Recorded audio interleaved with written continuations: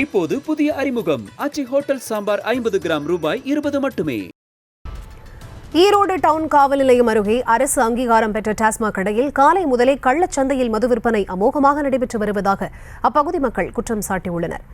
இதுகுறித்த கூடுதல் தகவல்களோடு இணைகிறார் செய்தியாளர் சக்தி. அவரிடம் பேசலாம். வணக்கம் சக்தி, இந்த புகார் தொடர்பான முழுமையான விவரம்.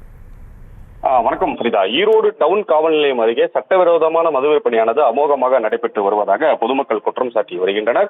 ஈரோடு மாநகராட்சிக்கு உட்பட்ட பகுதியான மரப்பாலம் சாலையில் அரசு அங்கீகாரம் பெற்ற டாஸ்மாக் கடை ஒன்று பல வருட காலமாக செயல்பட்டு வருகிறது. இதற்கு அருகிலேயே சட்டவிரோதமாக மது விற்பனையானது நடைபெறுவதாக நமக்கு ரகசிய தகவல் கிடைத்தது. தகவலின் அடிப்படையில் அங்கு சென்று பார்த்தபொழுது ஒரு நபர் ஒருவர் சாக்குப்பைகளில் ரகரகமான மதுபானங்களை வைத்து விற்பனையில் ஈடுபட்டு வந்தது தெரிய வந்தது. காலையிலேயே விதவிதமான சைடிஷுடன் நகர காவல் நிலையம் அருகிலேயே தைரியமாக கள்ளச்சந்தையில் மது விற்பனையில் நடப்பதாகவும் பொதுமக்கள் குற்றம் சாட்டி வரும் நிலையில இந்த மரப்பாலம் பிரதான சாலையில் பொதுமக்களின் நடமாட்டமானதும் குறிப்பாக பெண்கள் மற்றும் குழந்தைகள் நடமாட்டமானதும் அதிகரித்தே காணப்பட்டு வரும் நிலை.